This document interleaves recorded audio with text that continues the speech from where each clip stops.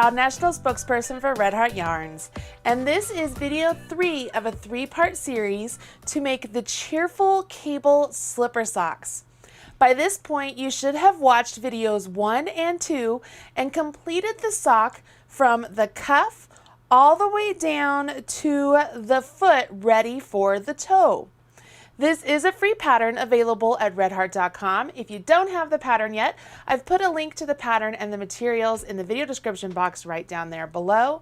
While you're down there, please smash that like button, as my kids say, to let other people know you've enjoyed this video series. Now, let's go ahead and jump in and learn how to make the toe of this slipper sock. As I mentioned, your homework should be complete up to this point. You created the cuff and the leg in video 1. You did the heel flap, the heel turn, and the gusset, and the foot of the sock in video 2. And now it's time to do the toe.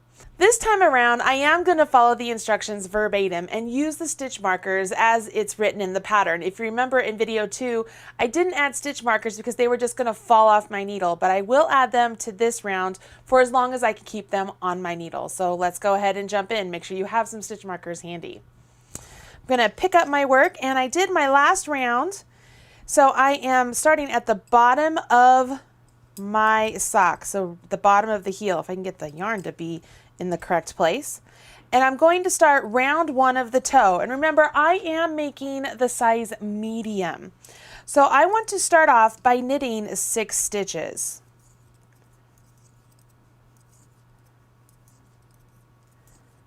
Then I will go ahead and I will knit 2 together. And then knit 1. Then it says to place a marker. So I'm just going to grab a marker and place it right there. Now I'm supposed to knit 1. I have to rotate. And I will do an SSK on this needle, okay? So I have knit 1 and now I'll do an SSK. So I slip 1 as if to knit, slip 1 as if to knit, and then put my left hand needle into the front leg of those 2 stitches, and then knit them together just like so. So that is my SSK. Now I will go ahead and I knit 12.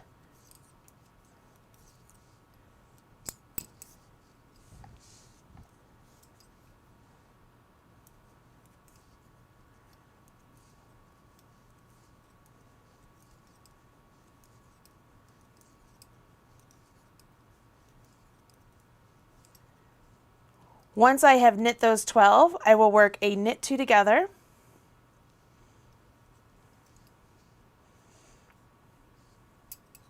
Notice I'm just rotating my needles around as I knead the stitches. So there's no rhyme or reason, I'm just following the instructions. So I did a knit 2 together, then I knit 1, place another marker, and I knit 1, and then work an SSK. And then I will go ahead and knit to the end of this needle. Okay, so what we have done here is we have begun the toe shaping, and the toe shaping is happening on either side of those 2 markers. In most sock patterns that I come across, you don't typically use markers in those places.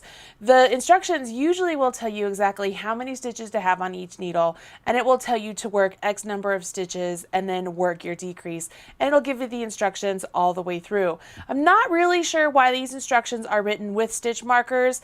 As you know, in video 2, I didn't use the stitch markers. In this video, I am, because they aren't going to fall off my needle, just so that you guys can see how they're used. So let's go ahead and continue on with the toe of our sock. Round 2, we are simply going to knit. So without any particular shaping, we will simply knit all the way around. When we come to those markers, we will just slip them.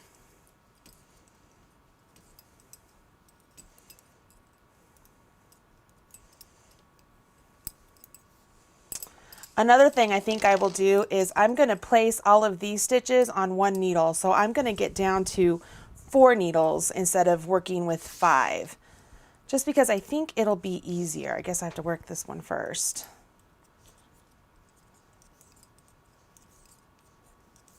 And notice we are no longer working the cable pattern on the top of the toe. You are just going to create stockinette stitches.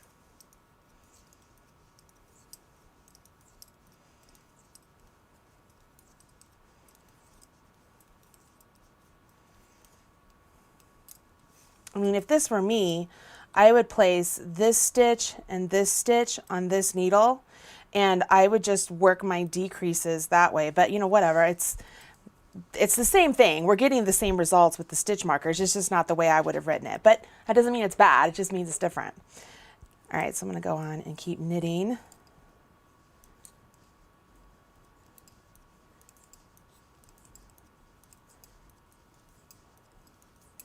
All right, so we did 1 round knit. This round we're going to do another decrease round, okay? So we will knit to 3 stitches before the marker. 3 stitches before my marker. I will work a knit 2 together, then knit 1, slip my marker, knit 1, and then work an SSK.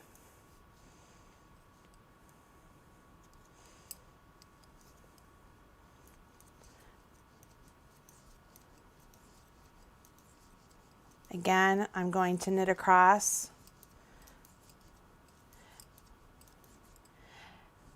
Let's see, I want to make sure I'm reading the instructions correctly. So we repeat from that. We knit to 3 stitches before our marker. So there's our marker. So 1, 2, 3.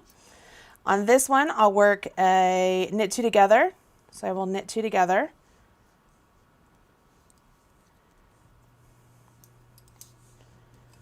Rotate.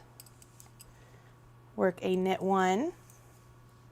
Slip my marker, knit 1, and then SSK.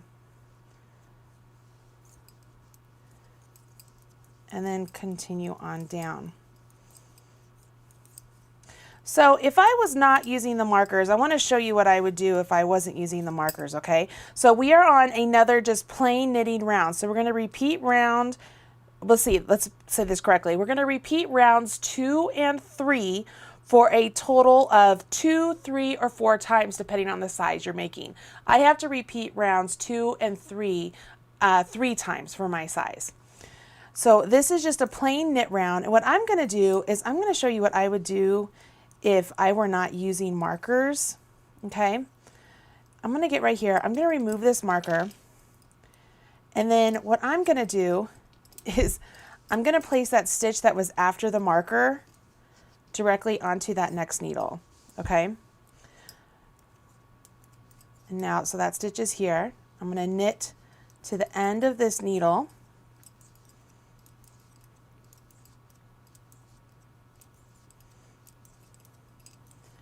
Remember, this is where I usually do my decreases, right there on that last stitch.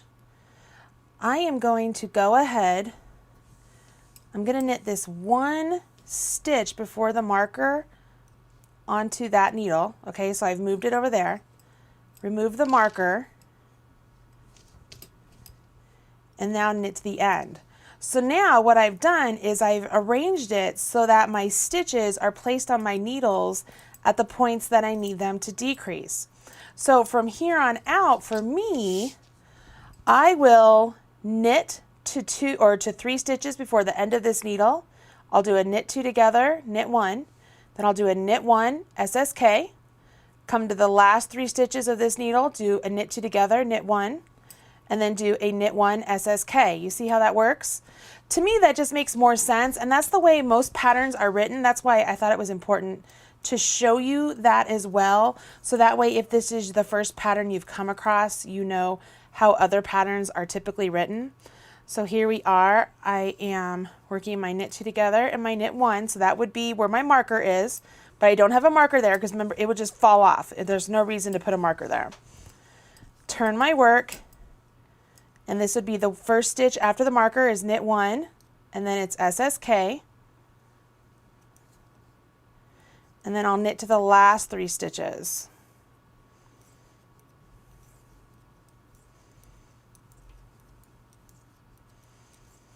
This will be my knit 2 together.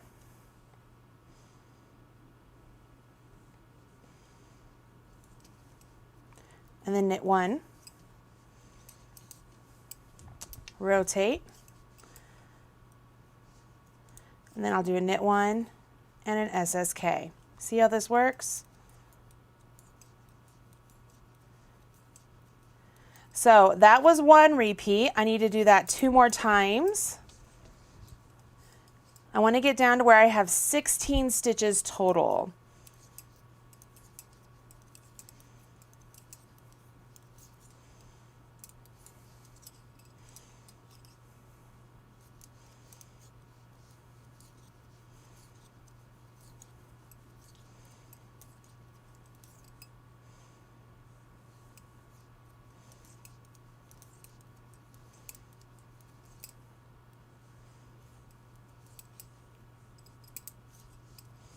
As I've been working along, whenever I happen to forget one of the shiny pieces of the yarn, I try to make sure to snag it in a stitch. That way it doesn't hang out and get snagged.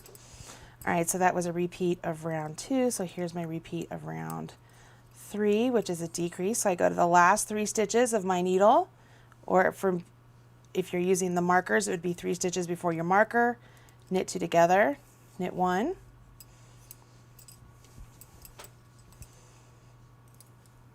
knit 1 after the marker, work your SSK,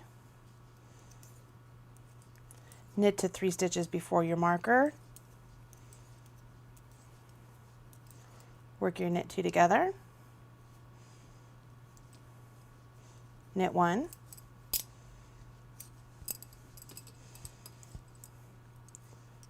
knit 1 after your marker, work your SSK, and then knit to the end.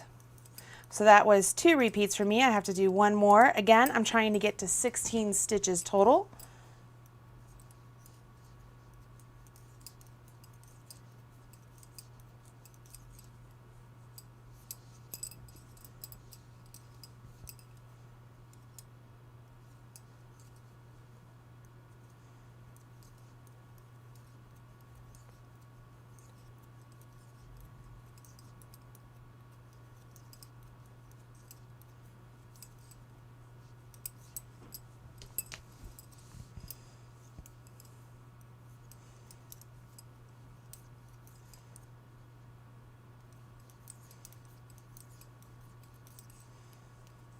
This will be my final decrease round.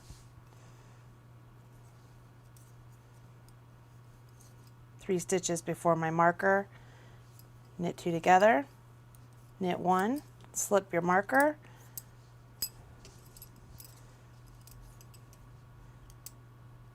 knit 1, SSK, knit to 3 stitches before your marker, knit 2 together, knit 1, slip your marker, knit 1, SSK, and then knit to end. I have 16 stitches now, and the instructions say I'm supposed to knit to my first marker. So my first marker would be right there. So I am essentially knitting up to the end of this first needle. So I will knit 4. I'm at the end of that needle, and if I set down my work, I want you to see where I am here. This is the top of my foot, okay? 1, 2, 3, 4, 5, 6, 7, 8. And on the bottom of my foot, I have 1, 2, 3, 4, 5, 6, 7, 8. And my yarn is over here to the side, okay? So when I pick up my work, I'm actually getting ready to work the inset stitches, all right? So my yarn is over here to the side.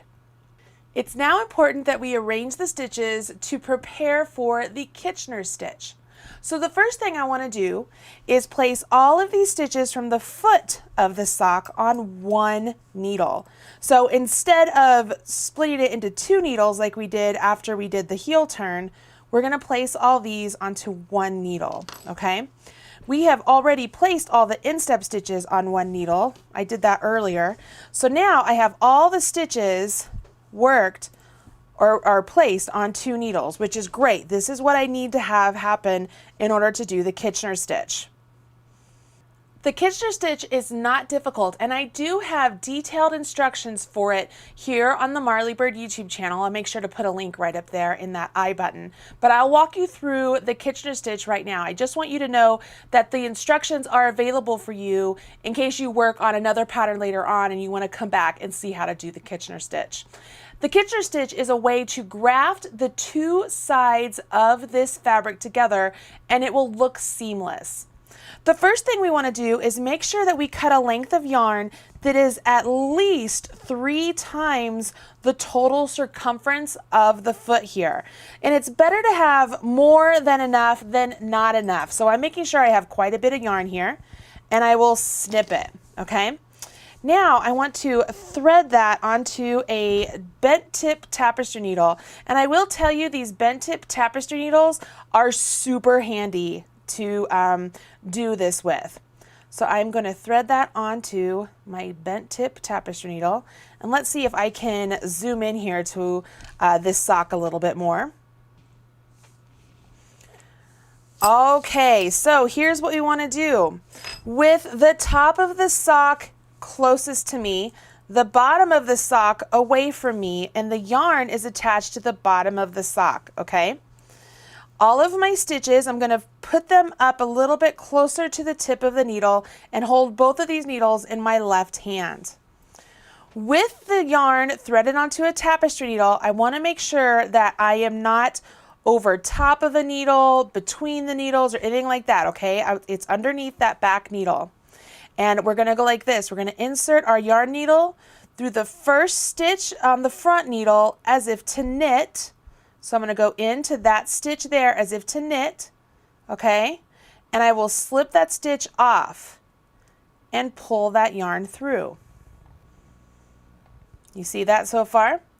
Now I want to insert the same needle through the second stitch on the front needle as if to purl and leave that stitch on and pull that through. Now bringing this yarn underneath the needles, okay? I'm going to go into the first stitch on the back needle as if to purl, and I will take that off, pull that through,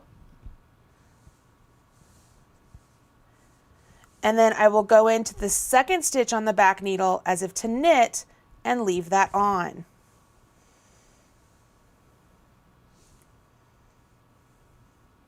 Okay?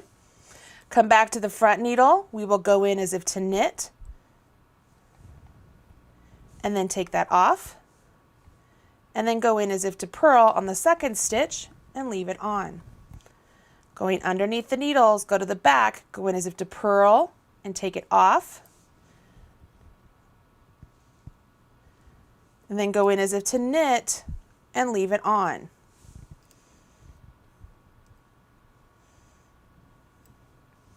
Come back to the front, go in as if to knit and take it off. Go in as if to purl and leave it on.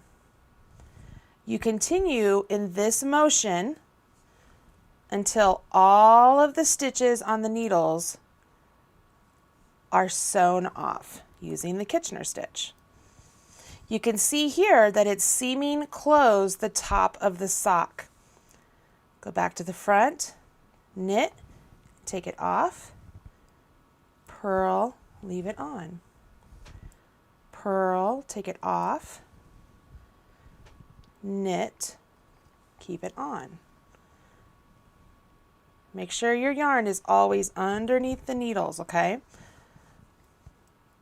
Knit, take it off, purl, leave it on.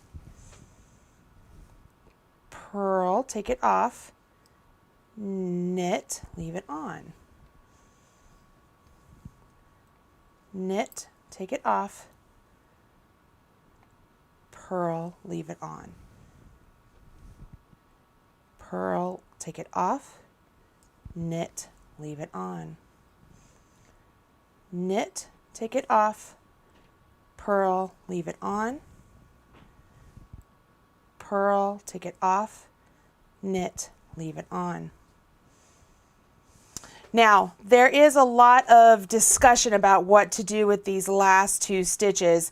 We could go in as if to knit and take it off, and then purl and take it off. Sometimes that will leave ears. Some other ways you could do it is there's a manipulation that you could do of these stitches to do the Kitchener stitch without ears. Again, I have a video for that specifically right here on the channel. I'll put a little link to it right up there.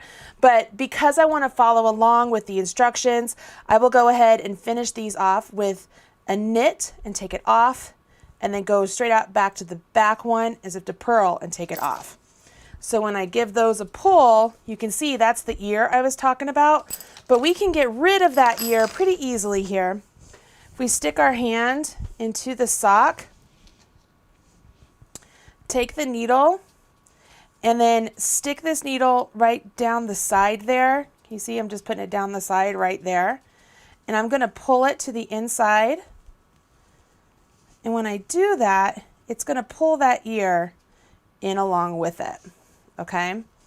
If it sticks out a little bit, it'll get worked in a little bit with the wash. You can always come back up through with your needle before you weave stuff in and grab it again if you want. Let's see, I'm going to go back up and just grab it and bring it back down just so that I make sure I have that end nice and tucked in. Once you have the Kitchener stitch completed, you can see that the toe of the sock looks seamless. You would never know that there were 2 independent sides of this and they were seamed together. And that's because we use the Kitchener stitch, which is simply beautiful. All you would do now is go ahead and weave in your tails. So all my tails are on the inside of my sock, and your slipper sock is complete with everything except this final finishing touch, which is the I-cord with the pom-pom tassels. But look how cute this is. This is adorable.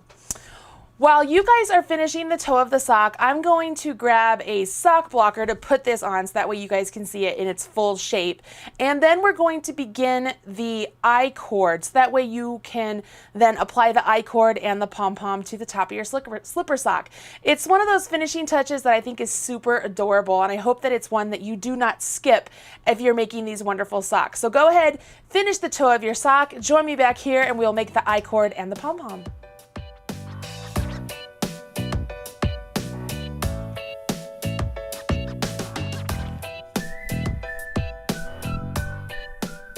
I'm back. Hopefully you have finished the toe of your sock, and I have placed the slipper sock on a sock blocker. And so looking at it on the sock blocker, I think it's a lot easier to actually see the shape of the sock.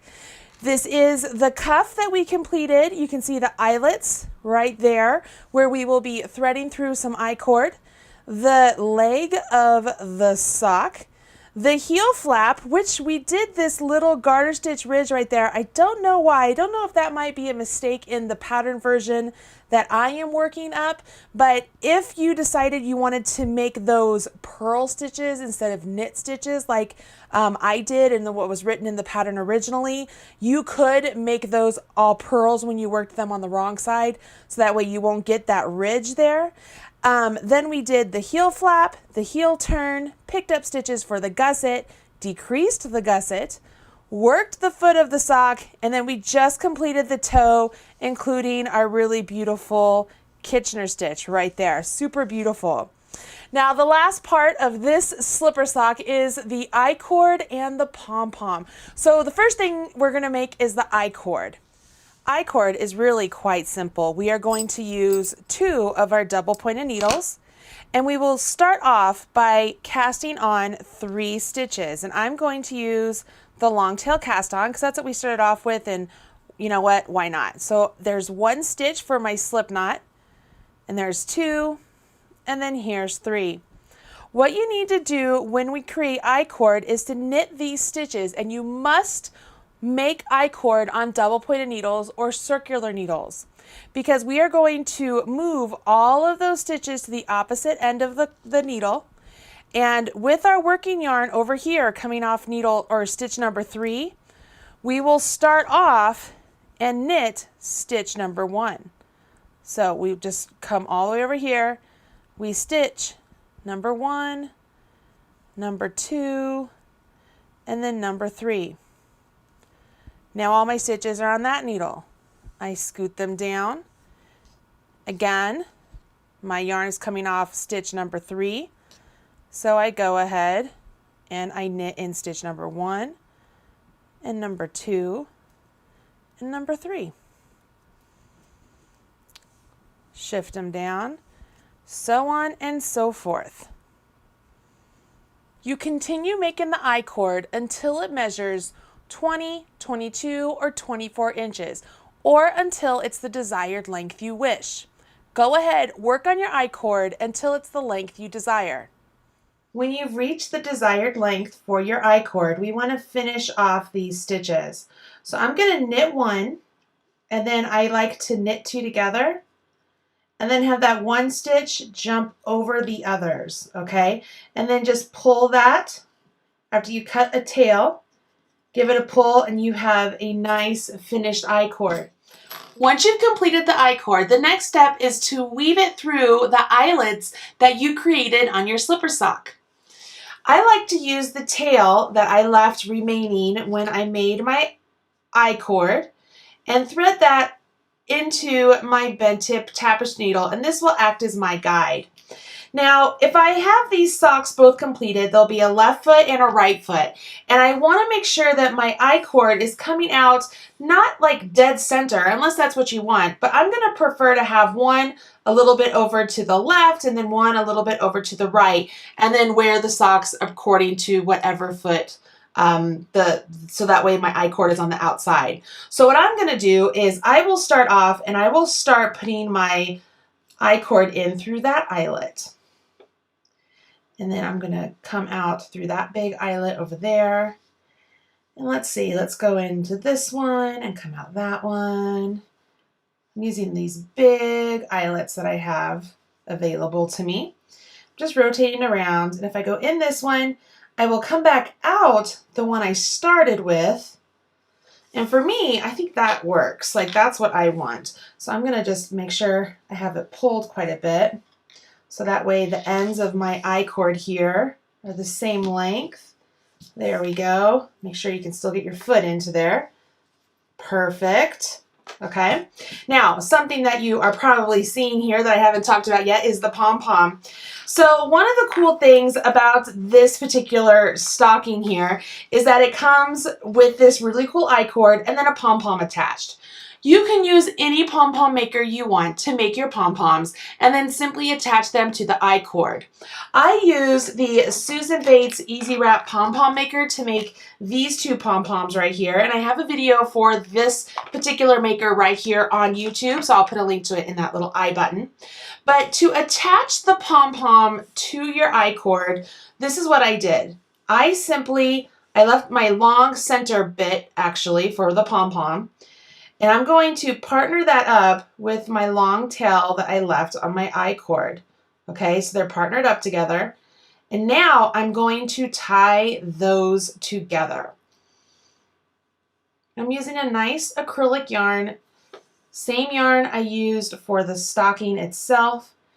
And when I tie these together, I want to make sure I get as close to the I-cord as possible. Okay, once I do that, I have all 3 strands together. So this is the 2 strands that were on the pom-pom and then 1 from the tail of the I-cord. And I'm just going to tie a knot around the I-cord again, just to kind of make it a little bit more secure. And I like to wrap it around a couple times and then bring it down to where the connection is. Just give it a nice tug. Pretty simple. And then I just like to snip these nice and close so that way it looks like it's just an extension of the pom-pom. No big deal. And you have a nice little set of pom-poms attached to the I-cord. So what you could do here, and I made my I-cords nice and long. I actually made them longer than what was written in the pattern because I wanted to be able to tie them if I wanted to and have the pom-poms out. So let me put this on a sock blocker. All right, so I'm putting this in the sock blocker. Look how adorable this is right now. This is the slipper sock. You can see the pom-pom attached to the I-cord, and it's slightly over here to this side of the stocking. So if I wore it, it would be on the outside of the foot ever so slightly. Super adorable. I have enough I-cord here that if I wanted to double tie those, I could. And it just looks super cute. Absolutely adorable for lounging around the house. Again, I want to remind you that this little section right there, I really feel like that should have been purled on the wrong side, but I was following the pattern that I had on hand. You decide what you want and go with it. Just make sure you do it for both pair or both socks. Hopefully you've enjoyed this video. You've learned how to make some really cute slipper socks using Red Heart with Love Metallic. These are fun, fast, and they will be a great gift this holiday season, or if you want to wear them year-round, you go for it. I'm Marley Bird, proud national spokesperson for Red Heart Yarns. Bye. Don't leave yet. I have more videos just like that one right here on the Marley Bird YouTube channel. Maybe there's a crochet video or a knitted video that you will love. If you've enjoyed making socks, make sure you check out the sock knit along I did for the My First Socks. When you find a video you like, make sure you smash that like button and don't forget to subscribe.